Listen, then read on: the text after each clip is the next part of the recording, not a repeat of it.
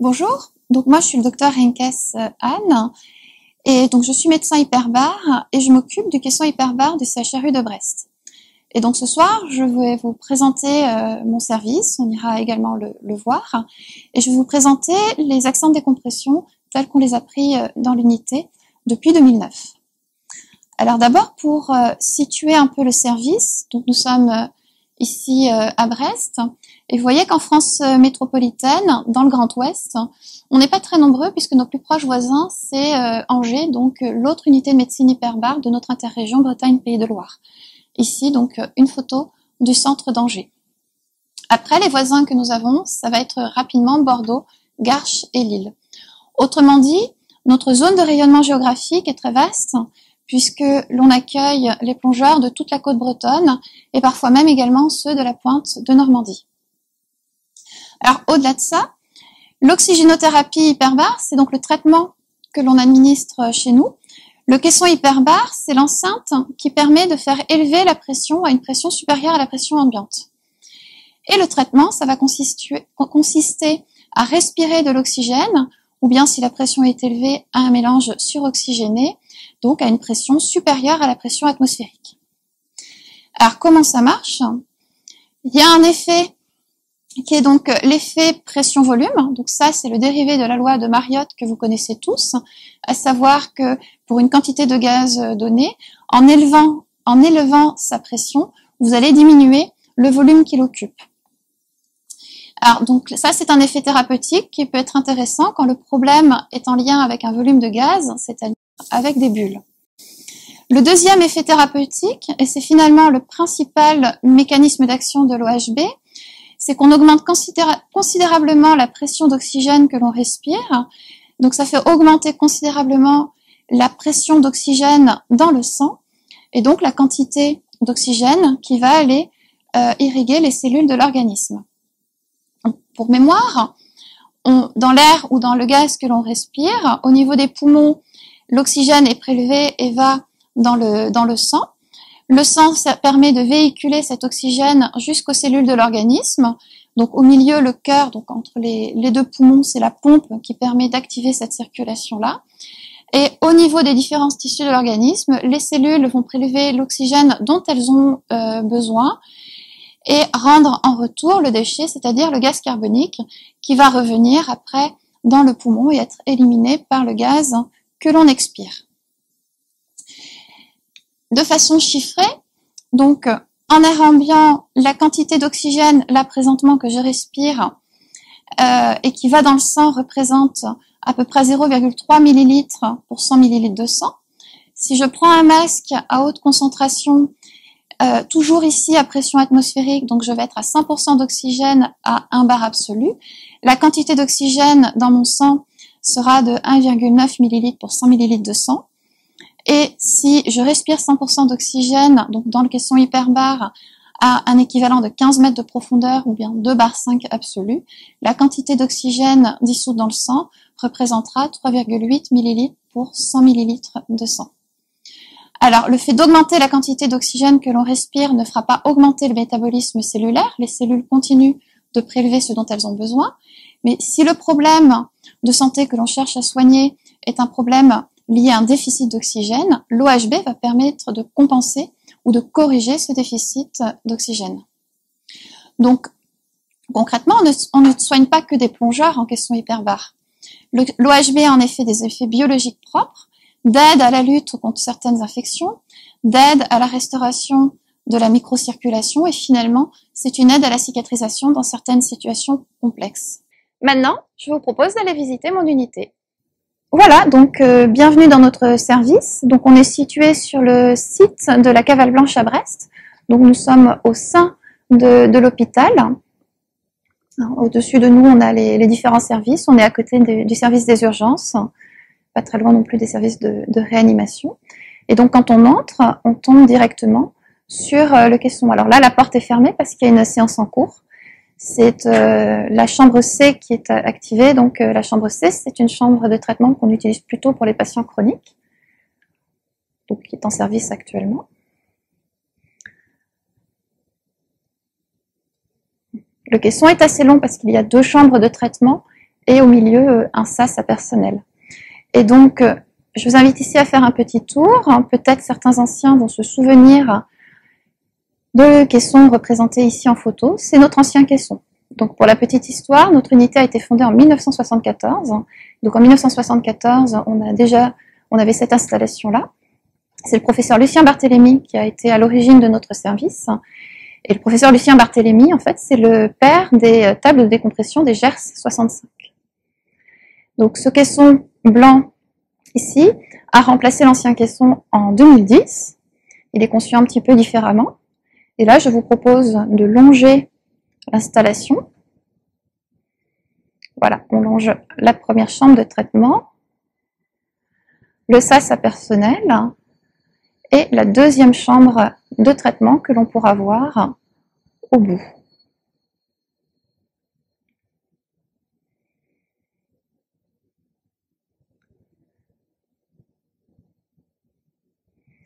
Donc voici la chambre A, la chambre dans laquelle on prend d'habitude plutôt en charge les urgences. Donc là, elle est vide, elle n'est pas en fonctionnement, donc on l'a complètement vidée. Et puis au moment de la séance, on rentre ce dont on a besoin. Donc elle peut accueillir jusqu'à 4 patients assis, ou sinon 2 patients allongés. Après, c'est de l'agencement. Il y a en effet 4 postes à oxygène dans cette chambre-là. Donc je vous propose d'y rentrer.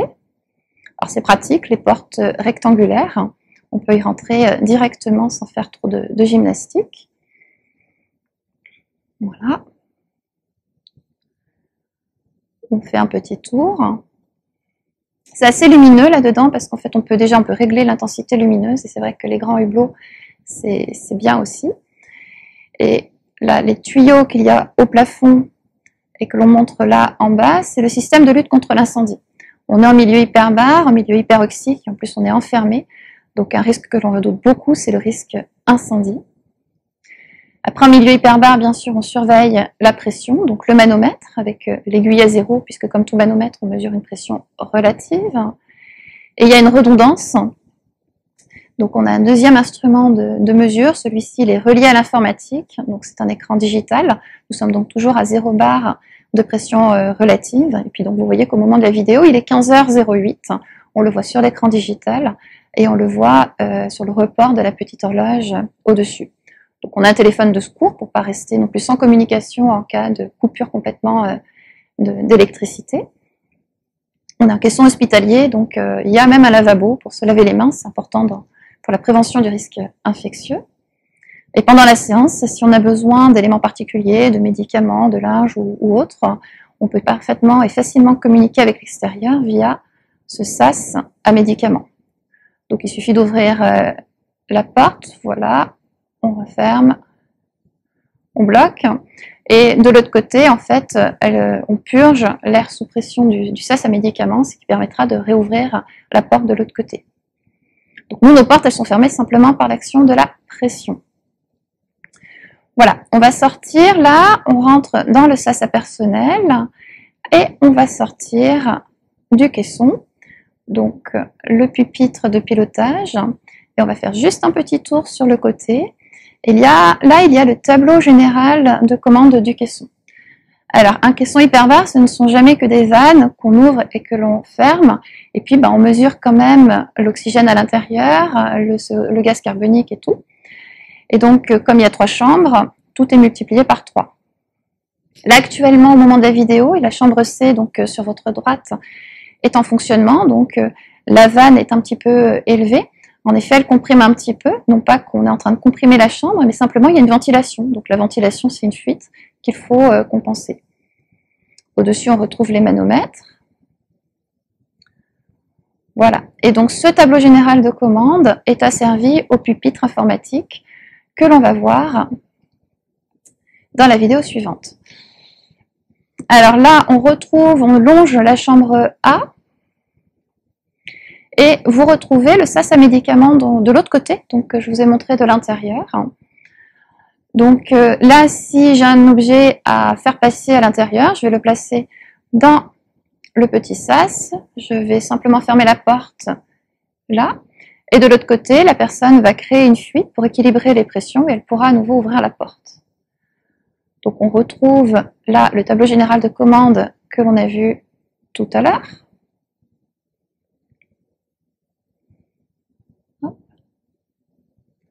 Voilà. Alors il y a des vannes un peu plus fortes pour finir de vider le caisson, parce qu'à la fin, quand on décomprime sur les derniers mètres, il n'y a plus beaucoup de différentiel de pression, donc c'est beaucoup plus lent, donc on ouvre des vannes un peu plus grandes.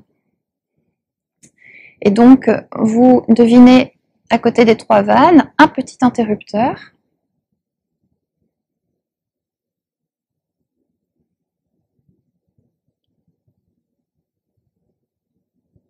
Voilà.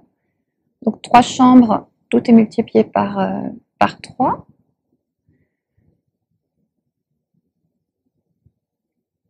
Donc ça, c'est la vanne de pilotage ordinaire avec son interrupteur.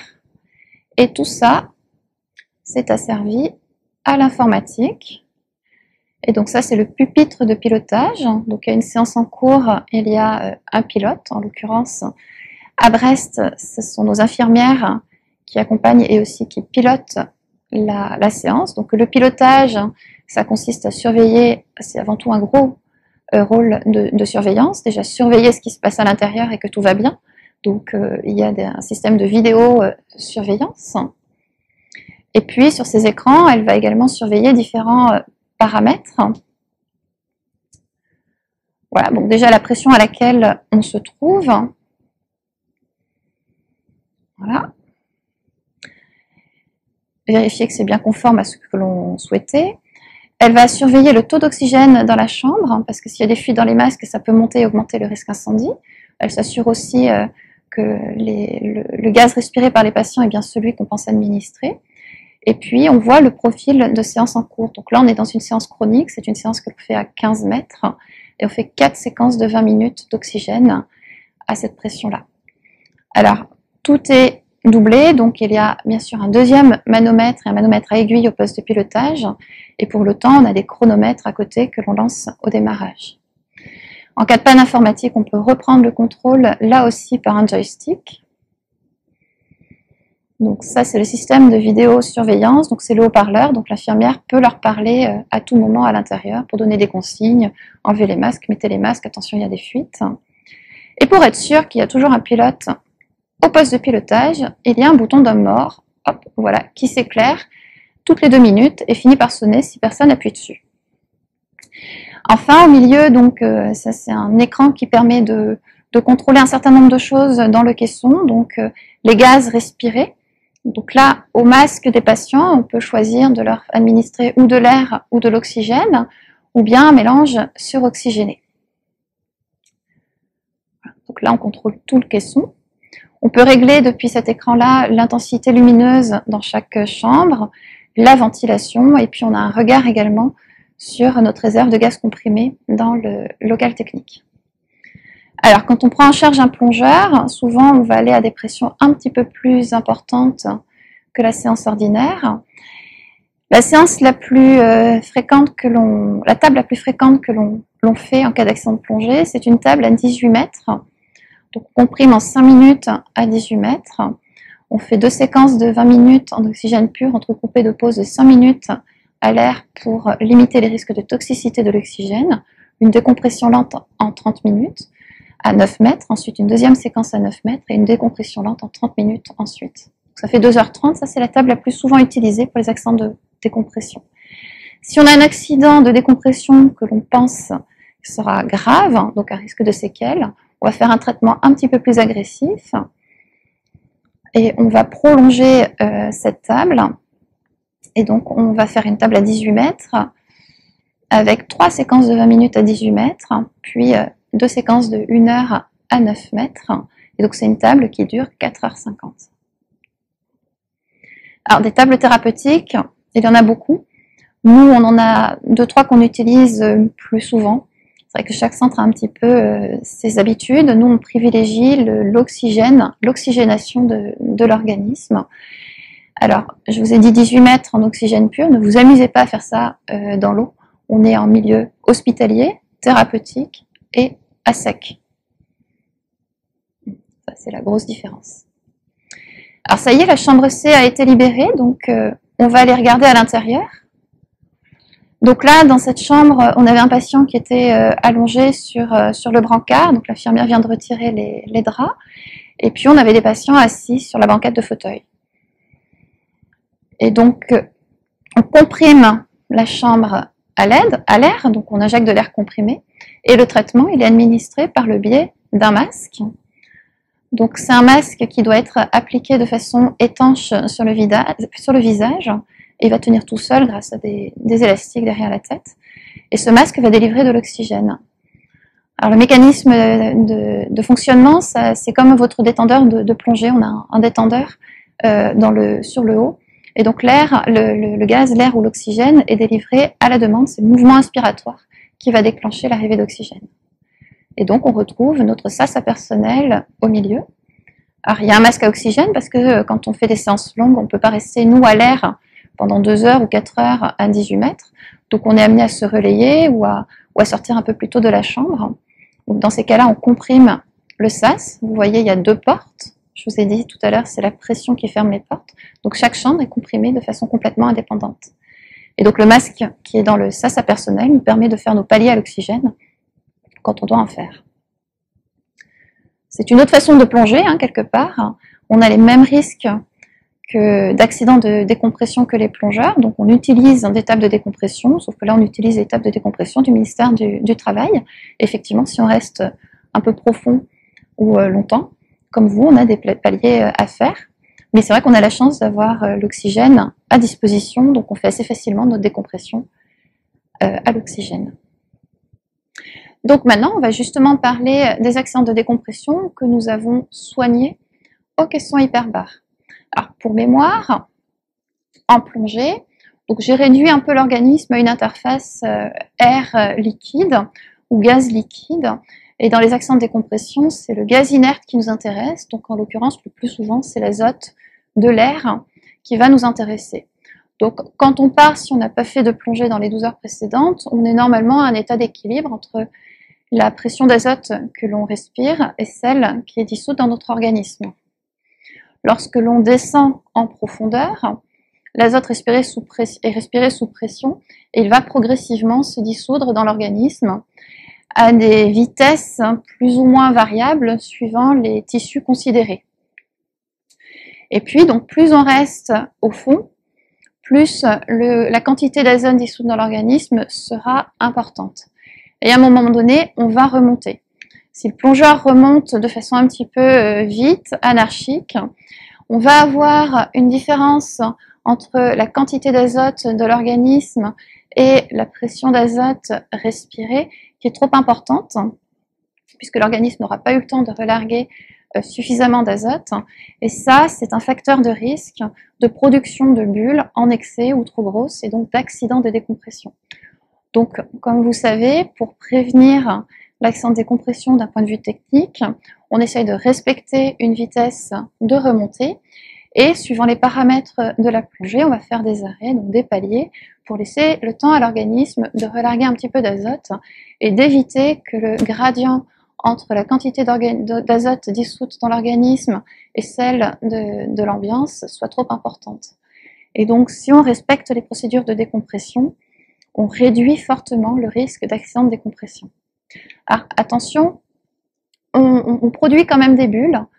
La majorité des plongées sont source de bulles. Les bulles, on les produit donc au niveau des différents organes et elles sont normalement éliminées par le filtre pulmonaire. Donc, voilà, elles passent dans le cœur droit et après dans la circulation pulmonaire et puis finalement on les élimine et ces bulles, elles font pas parler d'elles, donc on les appelle les bulles silencieuses. Et malheureusement, de temps en temps, les bulles entraînent des signes, des manifestations, des symptômes et on appelle ça des bulles pathogènes.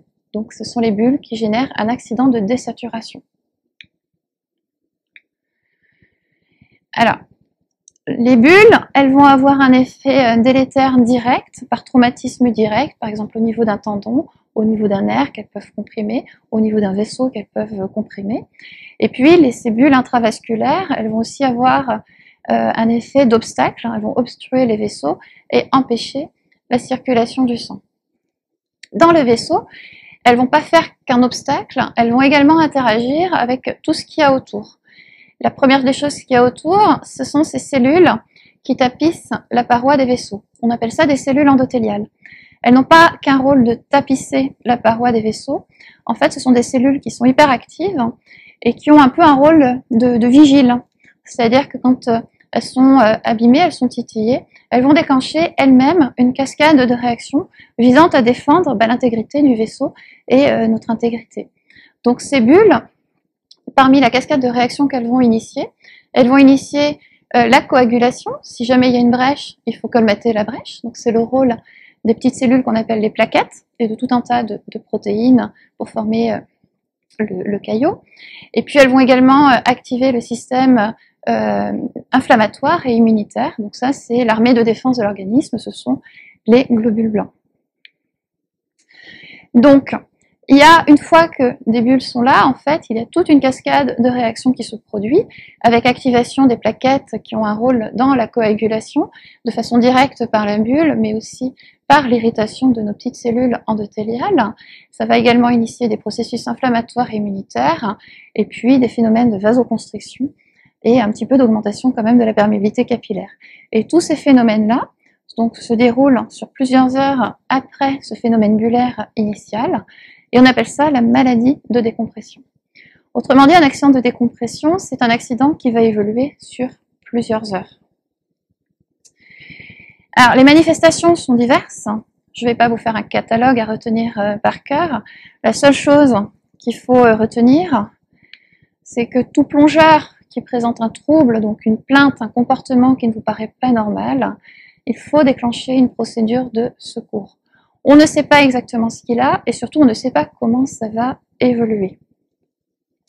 Donc la procédure de secours, ça commence déjà par consister à mettre à l'abri le plongeur, donc le mettre à sec, le protéger du froid, des éventuels chocs, et puis faire un bilan de ce plongeur. Comment il est, qu'est-ce qu'il a, est-ce qu'il respire déjà, est-ce qu'il est conscient, de quoi il se plaint, est-ce qu'il bouge bien les 4 membres ou pas, comment il respire, etc. Ça, vous avez appris ça pendant vos cours de secourisme. Et une fois le bilan réalisé, il va falloir appeler les secours. Donc je vous rappelle, en mer, l'organisme compétent, c'est le CROSS. Vous pouvez l'appeler par VHF au canal 16. Et maintenant, le mieux, c'est par téléphone portable au numéro 196. Si vous êtes à terre lorsque vous voyez que votre plongeur ne se sent pas bien, donc par exemple parce que vous êtes rentré sur Hackey, vous êtes au club en train de vous déséquiper, ou bien parce que vous êtes des plongeurs plutôt de terre, par exemple en carrière dans la région, c'est le centre 15, donc c'est le SAMU qui est compétent. Alors lorsque vous appelez le CROSS, ils vont vous demander ce qui se passe, où vous êtes, et le CROSS va vous mettre en relation avec un SAMU, donc un SAMU de coordination médicale maritime. Dans notre interrégion, on a deux SCMM qui sont compétents.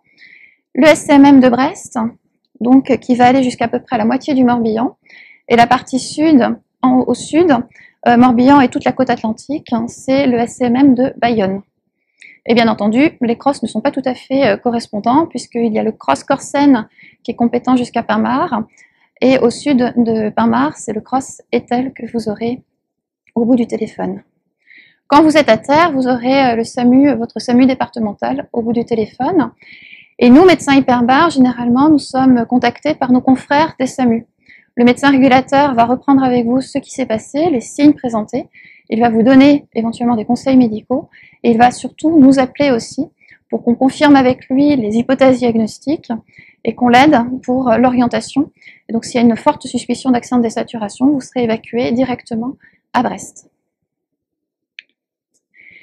Les premiers secours, je vous rappelle, ça va être la mise sous oxygène à fort débit. Pardon. Voilà.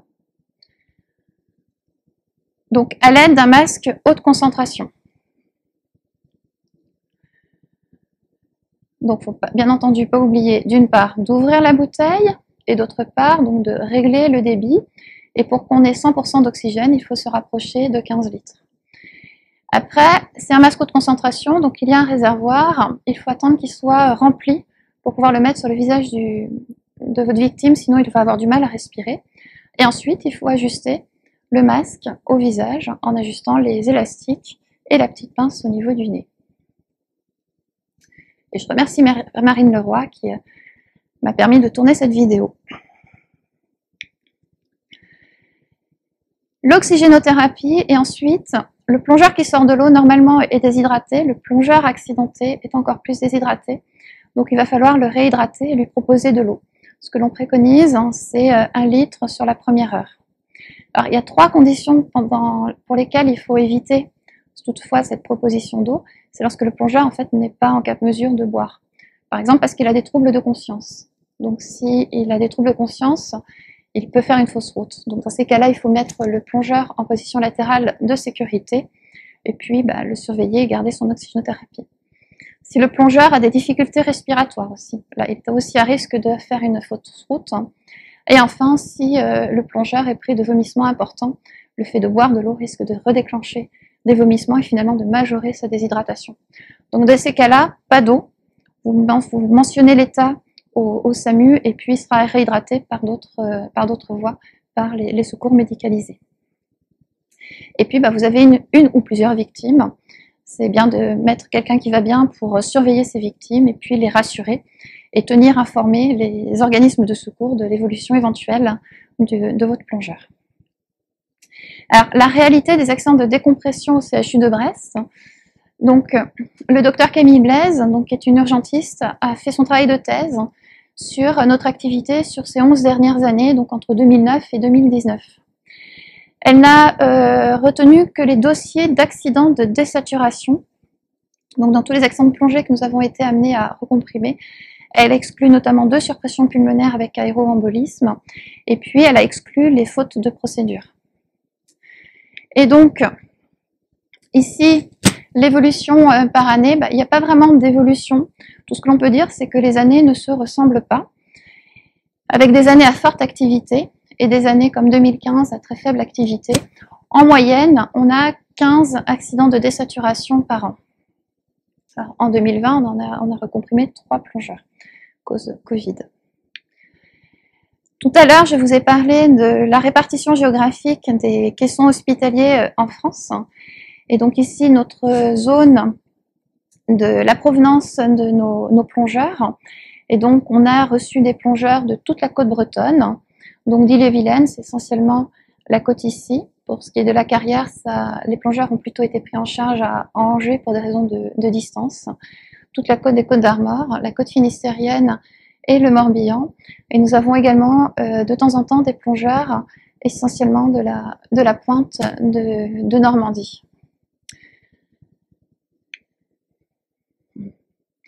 Alors, on plonge toute l'année. Quand même, la majorité des accidents de plongée, ça correspond quand même à la période majoritaire de pratique de l'activité, donc sur les mois de mai à octobre. Mais nous avons eu de temps en temps des accidents de plongée en hiver. Ça, c'était plutôt des plongeurs professionnels. Alors maintenant, le profil de plongeur accidenté, eh bien, c'est un homme de 43 ans. La moyenne d'âge est de 43 ans, et c'est vrai que la classe des 40-60 ans est complètement surreprésentée, mais elle est également surreprésentée dans la pratique de nos activités, puisque la moyenne d'âge du plongeur non accidenté est autour également de 43-45 ans a priori. Et donc nos accidentés sont allés de 16 à 70 ans. Une majorité d'hommes, 85% d'hommes pour 15% de femmes. Et dans 60% des cas, il n'y avait strictement aucun antécédent médical. Et souvent, c'était un plongeur expérimenté, ce qui n'est pas forcément surprenant puisqu'on parle d'accident de désaturation, donc il faut quand même qu'il y ait un couple profondeur-durée auquel n'accède pas forcément le débutant. Mais la plus grosse partie de nos accidentés avait plus de 200 plongées au compteur. Donc attention, l'expérience ne protège pas de l'accident. Et c'est pas parce que vous avez fait des centaines et des milliers de plongées, même entre guillemets un peu engagées, et qu'il ne s'est rien passé, que demain il ne se passera strictement rien. L'organisme n'est pas le même d'un jour à l'autre, et chaque année on prend 1 an de plus. Les plongées en cause, mauvaise nouvelle, dans près de 80% des cas, ce sont des plongeurs de loisirs. Dans 3/4 des cas, c'était des plongées d'exploration. et l'immense majorité des plongées causales étaient des plongées à l'air. Les paramètres, donc en moyenne c'est 39 minutes tout compris, et 31 mètres de profondeur en moyenne. Le risque est surtout augmenté à partir de 20 mètres de profondeur. Et au niveau des durées, la classe de durée la plus représentée, mais c'est également probablement la plus fréquente, c'est 20-40 minutes surtout. Deuxième message fort, la majorité de nos accidentés, donc les 3/4 de nos accidentés, n'ont pas fait de faute de procédure. Ils ont parfaitement respecté la procédure de décompression qui était dans la majorité des cas donnée par l'ordinateur de plongée. Et dans 60% des cas, c'était une plongée simple. Alors, il ne s'agit pas de dire que les ordinateurs ne sont pas bons, mais simplement, si on a tous le même ordinateur, nous ne sommes pas tous faits exactement de la même façon. On va y revenir un petit peu plus loin. Alors, les manifestations. Souvent, il y a des manifestations qu'on appelle des signes généraux, des choses pas vraiment spécifiques, un état de nausée, un peu des vomissements ou une grosse fatigue, ça c'est très suspect. Sensations de malaise, sont forcément de perte de connaissance, mais ça va pas bien. Les douleurs sont également assez fréquentes, des douleurs variées, soit des douleurs de membres quand il s'agit notamment d'un accident ostéo-articulaire, mais ça peut être des douleurs abdominales, des douleurs du dorsal, lombaire, des douleurs un peu gastriques, c'est vraiment, ou des douleurs un peu diffuses des jambes, un peu difficiles à définir. Et la majorité de nos accidents de décompression sont des accidents avec des manifestations neurologiques au sens large. Donc le plus souvent, les signes les plus fréquents, ce sont les vertiges. En deuxième, les troubles de la sensibilité, donc des fourmillements, un engourdissement, une sensibilité un peu diminuée. On a souvent également une instabilité ou un trouble de la marche, soit parce que la personne ne sent pas bien le sol puisqu'elle a des troubles sensitifs, soit parce qu'elle est prise de vertige. Et de temps en temps, on a des patients des plongeurs avec des troubles moteurs. Alors, il y a beaucoup d'autres signes, on ne va pas faire après un catalogue, ce sont les principaux signes, les signes les plus fréquents que l'on rencontre dans l'accident de désaturation que je vous présente ici. Le délai d'apparition, il est souvent rapide. Ça peut être dès l'immersion, et plus de la moitié de nos accidentés ont eu les premiers signes dans les 15 minutes après la plongée. Donc là, souvent, ils sont encore avec vous. Au-delà de 3 heures, c'était quand même exceptionnel. Dans 2/3 des cas, le début était brutal, et donc dans 1/3 des cas, le début était plus progressif. Alors, on a pris le délai de la sortie d'eau jusqu'au caisson, et en moyenne, on a des délais qui ont été de 13,6 heures. Alors, les moyennes sont un peu majorées parce qu'on a eu quelques plongeurs qui sont arrivés vraiment très tardivement, parce qu'il y a eu des délais de reconnaissance des signes, de se dire j'ai un accident, là il faut que je fasse quelque chose, qui était un peu long. Et dans ces cas-là, quand le délai est un peu long pour se dire là je fais un accident, souvent les plongeurs se sont présentés dans un service d'urgence. Et ça déjà, ça nous fait perdre 1 à 2 heures, puisqu'il faut d'abord être vu par le service d'urgence, il faut organiser l'évacuation secondaire, donc c'est une perte de temps. Donc si vous pensez, vous voyez des signes anormaux après une plongée, il faut vraiment appeler le SAMU, même si vous avez le service d'urgence à côté, parce que organiser l'évacuation sera beaucoup plus longue si à cette étape, accueil des urgences à côté. Alors, ça c'est quand même une minorité, la majorité des cas ont été identifiés comme accidents de plongée, donc ils ont reçu de l'oxygénothérapie, donc c'est 80% des cas. Une partie a reçu une réhydratation. Une partie à 65%, les 2/3 ont reçu des médicaments. Donc le principal médicament qui a été administré en préhospitalier, c'est de l'aspirine. On y reviendra un petit peu après.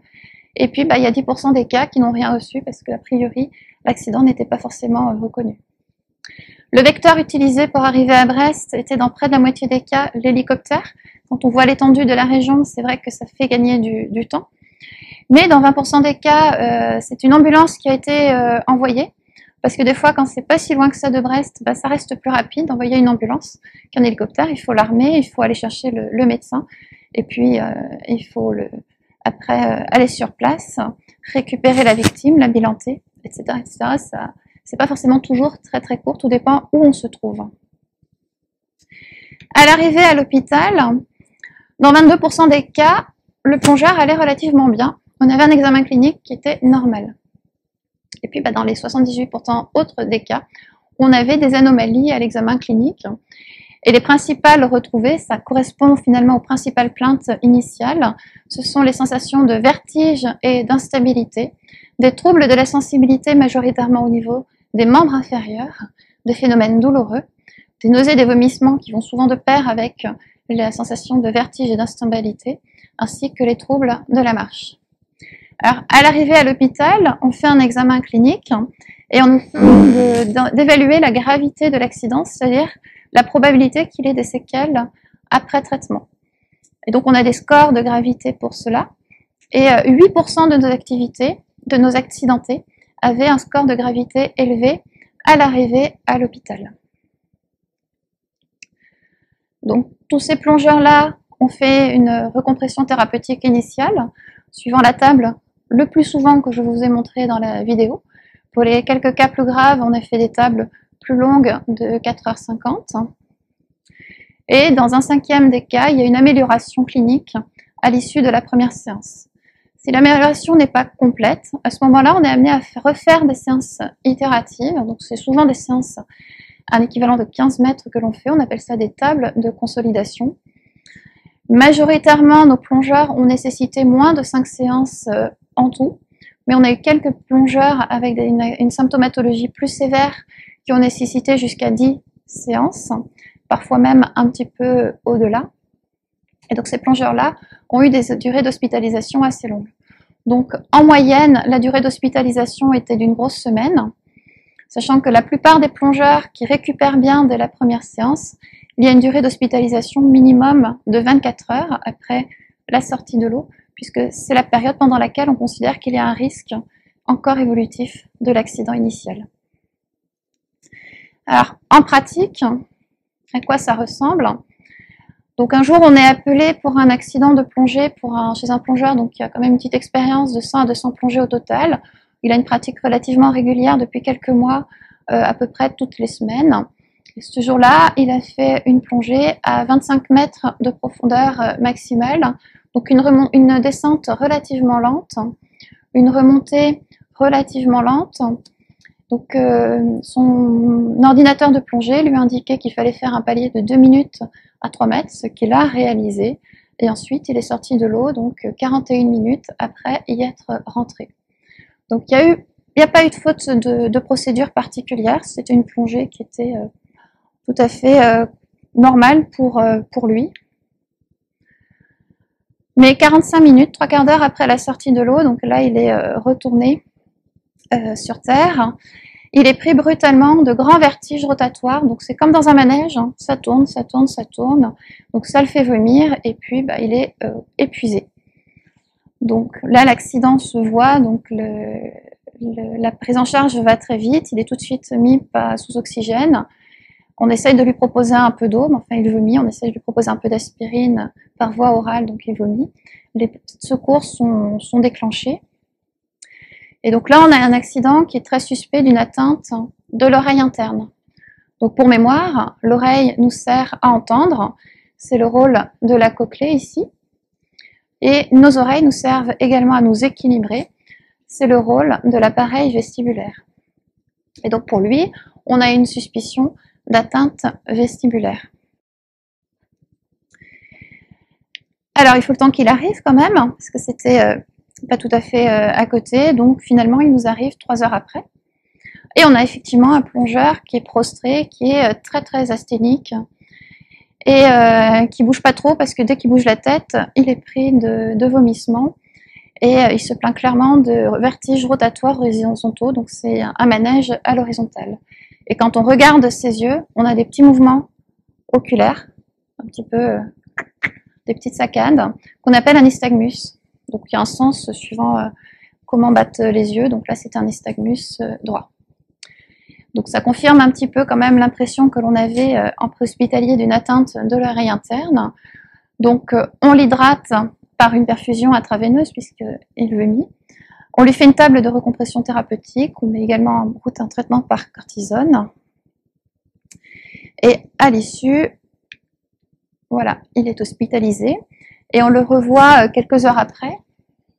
Ça va un peu mieux, on arrive à peu près à le mettre debout, mais ça reste précaire, c'est-à-dire que tendance quand même à la chute et à chuter plutôt sur son côté gauche.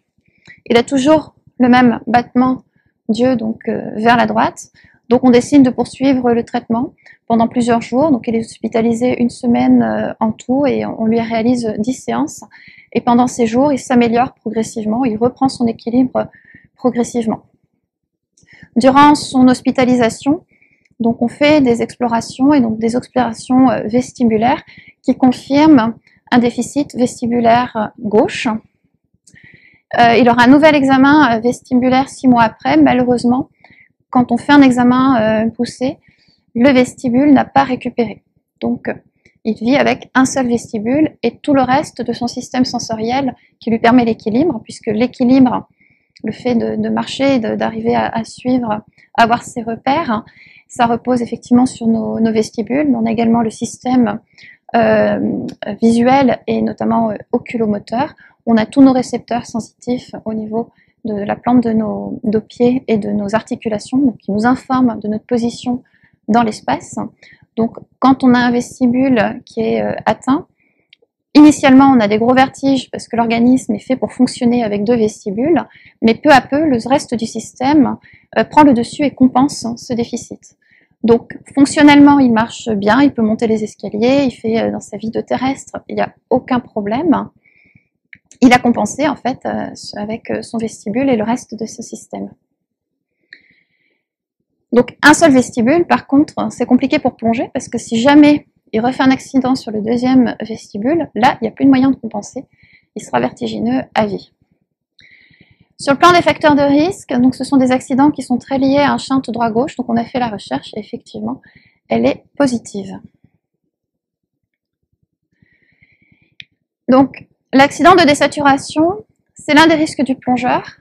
C'est vrai que c'est invalidant, mais attention, c'est pas le seul risque d'accident du plongeur. Et notamment, il y a également régulièrement des accidents cardio-respiratoires. On a environ 5 à 10 appels par an dans la région pour ces accidents-là. Donc la majorité, ce sont des œdèmes pulmonaires d'immersion. Et puis de temps en temps, ce sont des compensations d'autres pathologies, surtout cardiaques, par exemple un infarctus ou des choses comme ça, qui surviennent. Et puis, deuxième accident dont on se rend compte que c'est pas forcément si rare, c'est également l'accident traumatique. On a un équipement lourd, on peut évoluer sur un sol glissant et malheureusement la fracture de cheville ou la traumatologie, ça fait aussi partie de l'accidentologie annuelle. Alors, le respect des règles techniques, c'est vrai que je vous ai dit que 75% des cas avaient bien respecté les règles techniques. C'est vrai que quand il y a des bulles, l'organisme en fait quelque chose, donc on n'est pas tous les mêmes face à ce phénomène bullaire. Le fait d'avoir respecté la procédure de décompression ne rend pas caduque ou ne pose pas de problème forcément de grosse validité de la procédure de décompression. C'est quand même un moyen de prévention qui est très efficace, puisque dans les pays où il n'y a pas toutes ces règles techniques, avec la limitation du nombre de plongées, avec des paliers, des vitesses de décompression, il y a une accidentologie liée aux accidents de désaturation qui est faramineuse, et là c'est source de séquelles très très importantes dans ces populations-là. Donc nos règles techniques assurent une prévention quand même assez efficace, puisque au final, on a en moyenne 15 accidents de désaturation par an sur toute la région de Bretagne. Mais c'est vrai que ce n'est pas une prévention efficace à 100%. Deuxième mesure de prévention qui me paraît capitale, c'est de soigner sa forme physique. Et on sait qu'une bonne condition physique est associée à une réduction des bulles après la plongée. Alors, on commence à connaître la maladie de décompression chez le sujet jeune et sain.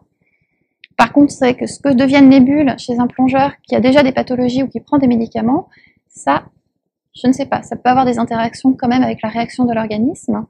Donc, un conseil également, c'est de ne pas se surestimer et surtout de s'écouter. Si vous êtes fatigué, vous avez envie d'aller dans l'eau pour vous changer les idées, c'est pas le jour à faire la plongée à 40 mètres. Il faut absolument réduire ces paramètres de plongée pour éviter l'accident de désaturation quand on se sent pas en forme, quand on est en mauvaise condition physique. Et là, c'est particulièrement vrai en ce moment. On n'est plus confiné, mais on est confiné, déconfiné, reconfiné, couvre-feu. C'est pas très propice à l'exercice physique, d'autant plus que pour nous, nos piscines sont en majorité fermées. Mais il faut bouger. Il faut bouger, il faut essayer d'entretenir sa forme physique, il faut penser à ces plongées que l'on fera à la belle saison, parce qu'on va replonger. Mais il ne faut pas se laisser aller, parce que c'est les risques pour des plongées de la reprise qui sont en jeu. Alors je voulais dire un mot sur le champ droit-gauche. J'ai repris là une diapositive que vous retrouverez dans les e-learning que nous avons réalisés avec Paul Terrier sur la physiologie. Donc je vous ai dit que les bulles sont produites au niveau des organes et des tissus. Elles sont déversées dans le réseau veineux et normalement évacuées par le filtre pulmonaire, donc par la respiration. C'est le circuit normal. Et puis de temps en temps, ça chinte ce circuit normal ou ça le court-circuite. Et donc il y a deux niveaux où il peut avoir un shunt droit-gauche. Celui qui est quand même bien connu et bien identifié, c'est le shunt intracardiaque entre les deux oreillettes. C'est le foramen ovale qui est perméable. Il est perméable quand même chez 25 à 30% de la population à peu près. Donc c'est associé à un risque un peu plus accru d'accident de désaturation en général et d'accident de désaturation en particulier de l'oreille interne et du cerveau, parce que c'est vrai que quand on prend la population de ces accidentés-là et qu'on regarde s'ils ont un FOP, il y a une proportion très élevée qui atteint les 75-80% qui ont un shunt droit-gauche, et le plus souvent c'est un FOP. Mais de temps en temps, le shunt peut également être intrapulmonaire, ce qui revient à peu près à la même chose. Donc les bulles, au lieu d'être éliminées par la respiration, passent directement dans la circulation donc veineuse pulmonaire et dans la grande circulation artérielle et peuvent représenter un obstacle ici quand ça arrive au tissu. Alors, être porteur d'un shunt droit-gauche ne suffit pas toutefois à avoir un accident de désaturation. Il faut aussi que ce shunt s'ouvre. Et ce qui favorise l'ouverture de ces communications droite-gauche, c'est lorsqu'on élève la pression intrathoracique. Donc c'est tout ce qui est fort à glotte fermée, tout ce qui rend un peu rouge en fait. Donc un valsalva un peu forcé, on n'a aucune raison d'en faire après la plongée, donc il ne faut pas le faire. Soulever des charges lourdes à glotte fermée, vous savez par exemple un bloc de plongée, c'est quelque chose de très lourd. Donc tout ça, ça facilite l'ouverture de ces shunts, et à ce moment-là, les bulles passent dans la grande circulation et peuvent se coincer. Et donc majoritairement, ça va toucher les accidents du cerveau et surtout les accidents de l'oreille interne. Et maintenant, on sait également que certains accidents cutanés, donc ceux qui donnent des marbrures au niveau du tronc ou des racines des membres, sont également très associés à un shunt droit-gauche et donc associés à un risque d'accident neurologique après.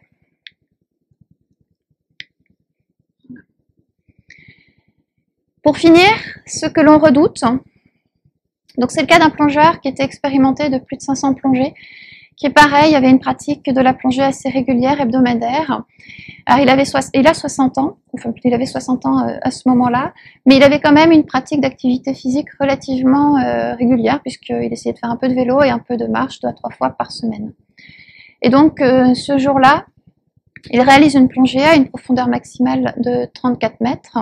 C'est une plongée explo qui a duré 28 minutes au total, donc incluant un palier de 4 minutes à 3 mètres, suivant les données de son ordinateur de plongée, dans des conditions qui étaient relativement bonnes. Il remonte à bord, et environ une demi-heure après la sortie de l'eau, il se plaint de brûlures ici épigastriques, on pense être un peu des brûlures d'estomac, mais ma foi c'est un peu bizarre, et puis très rapidement arrivent des sensations de fourmillement au niveau des 2 jambes, et quelques minutes après, on constate qu'il a une petite baisse de force motrice au niveau de la jambe droite qu'il a un peu de mal à relever. Donc là, les premiers secours sont tout de suite administrés, donc oxygène, aspirine, eau, et les secours sont appelés. Donc c'est pas la photo de ce plongeur-là, c'est la photo qui est extraite d'une vidéo qu'on avait tournée à Brest en 2012, qui explique un petit peu tous les maillons de la chaîne des secours lorsqu'il y a un accident de plongée. Et donc notre acteur a été mis à l'abri avec la couverture de survie, on lui a proposé de l'eau, on l'a mis sous oxygène, et il y a un de ses compagnons de plongée qui le surveille activement.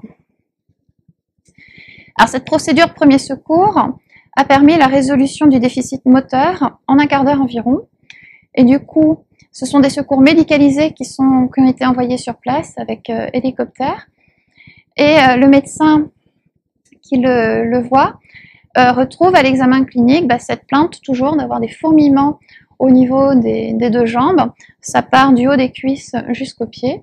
Et puis le reste de son examen neurologique en particulier est tout à fait normal. Donc il poursuit l'oxygénothérapie et puis il lui met une réhydratation par voie intraveineuse et il nous l'emmène. Alors ça prend un petit peu de temps tout ça puisqu'il arrive chez nous 4 heures après la plongée. Hein. Et lorsqu'il arrive, le médecin me dit j'ai l'impression qu'il s'est dégradé pendant le transport. Et de facto, lorsque je l'examine, j'ai un patient qui n'a pas uriné à la sortie de l'eau, qui n'a pas uriné pendant le transfert, on est 4 heures après, et qui manifestement n'y arrive pas, et de facto, on arrive à l'examen clinique à voir que la vessie est pleine. Il y a un déficit moteur complet des 2 membres inférieurs, c'est-à-dire qu'il ne relève plus du tout les jambes du brancard. Il se plaint, il y a un trouble de la sensibilité superficielle qui démarre ici, en haut, quoi. Et il se plaint toujours de cette sensation de fourmillement qui est assez désagréable et, au niveau des 2 membres inférieurs. Et puis, avec notre marteau à réflexe, on recherche les réflexes ostéotendineux, et donc qui ne sont pas normaux. Et puis, avec une petite pointe, on va gratter la plante des pieds, et on a également un réflexe cutané plantaire qui n'est pas normal. Donc, ça témoigne d'un accident de type neurologique et d'une atteinte médulaire avec un niveau assez haut ici. Donc lui, il a un indice de gravité élevé. L'âge fait partie de l'indice de gravité, donc c'est l'âge à partir de 42 ans qui augmenterait le risque d'accident grave. À l'arrivée, il a une atteinte sphinctérienne et il a un déficit moteur et sensitif qui est objectif. Donc il a un indice de gravité élevé. Ce patient, il est à risque d'avoir des séquelles. Donc on a mis un traitement assez fort, un traitement médicamenteux un peu particulier, associant corticothérapie et lidocaïne et paracétamol. Et là, on lui a fait une table assez longue de 4h50. Quand je le revois quelques heures après, donc c'était une séance de soirée, donc on l'a revu le lendemain matin, finalement son état n'est pas énormément changé, mais il s'est pas dégradé plus en tout cas, mais il s'est pas non plus tellement amélioré. Donc un petit peu toujours la même chose. Donc on décide à ce moment-là de poursuivre les séances d'oxygénothérapie hyperbare. Pendant la durée de son hospitalisation, on essaye de le mobiliser assez rapidement. On fait tout de suite le lendemain une première IRM du rachis, juste déjà être sûr que c'est pas une autre cause qui nécessiterait un autre traitement. Heureusement, le hasard, ça peut arriver, mais là, c'était pas le cas. Donc elle montre pas d'anomalie particulière. Il faut le temps que les lésions se forment. Et les lésions ont été visibles sur l'IRM, la deuxième IRM qu'on a faite 6 jours après. Donc finalement, on l'a pendant une quinzaine de jours. Et sur cette quinzaine de jours, globalement, il s'améliore puisqu'il finit par arriver à marcher avec aide. Donc c'est un déambulateur. En fait, il n'a pas un périmètre de marche qui est très long. En effet, il persiste un petit peu des troubles moteurs avec une force que l'on cote à 4/5. Donc il a du mal quand même à résister. On n'a pas réussi à lui enlever la sonde urinaire et par contre tout ce qui est troubles sensitifs, ça s'est bien amélioré. Donc ce plongeur est parti après en rééducation. En rééducation, il va pouvoir poursuivre donc ces exercices pour le but est d'obtenir une marche sans déambulateur et d'augmenter son périmètre de marche et d'adapter les traitements pour sa gêne fonctionnelle à type de troubles sensitifs éventuellement persistants. Donc, attention, ça c'est un cas relativement rare, on en a un par an, pas plus, en moyenne. Mais les manifestations donc sont très variées, la façon dont le plongeur exprime ce qu'il ressent, les mots qui sont utilisés ne sont pas forcément ceux que vous avez appris dans les livres ou ceux que vous auriez mis vous-même. Donc encore une fois, il ne faut pas se poser de questions, un plongeur qui dit qu'il a quelque chose de bizarre, il faut l'écouter. Ces manifestations, elles sont évolutives sur plusieurs heures. Elles peuvent s'améliorer rapidement avec les premiers secours et se redégrader secondairement, même y compris après traitement. C'est vraiment les 24 premières heures, on surveille attentivement parce que l'amélioration peut être suivie après, de temps en temps, d'une dégradation. Et encore une fois, au moindre doute, il faut appeler les secours. Un dernier mot sur ces premiers secours, donc on en a parlé. Vous allez vous-même mettre le plongeur sous oxygène, donc 15 litres minutes. Si son état le permet, il faut le faire boire. Il faut bien entendu le mettre à l'abri du froid, des coups. Et je voulais finir avec un petit mot sur l'aspirine, puisque les cas que je vous ai présentés sont des cas de ces années 2009-2019. Il était encore préconisé au niveau des premiers secours de proposer de l'aspirine à un plongeur accidenté. Et l'année dernière, on a fait retirer cette préconisation des référentiels de secourisme fédéraux. Cette aspirine, parmi les premiers secours, avait déjà été retirée de référentiels de secourisme d'autres organismes. Et pourquoi on l'a fait retirer? Parce que finalement, comme je vous disais, l'accident de désaturation, c'est un des accidents que vous pourriez être amené à prendre en charge en tant que directeur de plongée ou secouriste à bord d'un bateau. Mais c'est pas le seul. L'aspirine dans l'accident de désaturation, c'est très intéressant d'un point de vue mécanisme. L'aspirine, c'est un anti-agrégant plaquettaire et la première chose qui se passe quand il y a un phénomène bullaire, c'est une agrégation plaquettaire. Donc c'est très intéressant, c'est très séduisant, mais on n'a pas énormément de preuves vraiment cliniques que ça marche vraiment. Donc le bénéfice, on a du mal à l'évaluer. Mais par contre, on est certain d'une chose, c'est que mal administré, l'aspirine, c'est un médicament, ça peut faire courir un risque à votre plongeur. Mal administré, si c'est pas un accident de désaturation, mais un autre problème, à risque de saignement, si le plongeur a une allergie ou si le plongeur a pris avant la plongée ou de façon quotidienne, prend des médicaments qui ont des interactions avec l'aspirine. Donc, au jour d'aujourd'hui, la balance bénéfice-risque de l'administration d'aspirine au niveau des premiers secours, elle n'est pas bonne et on a préféré retirer ça des référentiels de secourisme fédéraux. Si besoin, elle sera administrée après évaluation médicale, évaluation de la situation et de l'accident. Je vous remercie de votre attention et encore une fois, je sais que c'est pas évident en ce moment parce que voilà, les piscines sont fermées, on est un petit peu limité, mais essayez de bouger. L'exercice physique, c'est la meilleure des thérapies préventives de tout un tas de pathologies, mais également des accidents de désaturation. Une bonne condition de physique, ça vous met à l'abri de beaucoup de problèmes de santé et de beaucoup de problèmes d'accidents de sport et de plongée en particulier. Et Poulpi vous a donné il y a quelques années et continue de vous donner d'autres conseils pour votre hygiène de vie afin de limiter les risques d'accidents dans vos activités palmées préférées. À bientôt!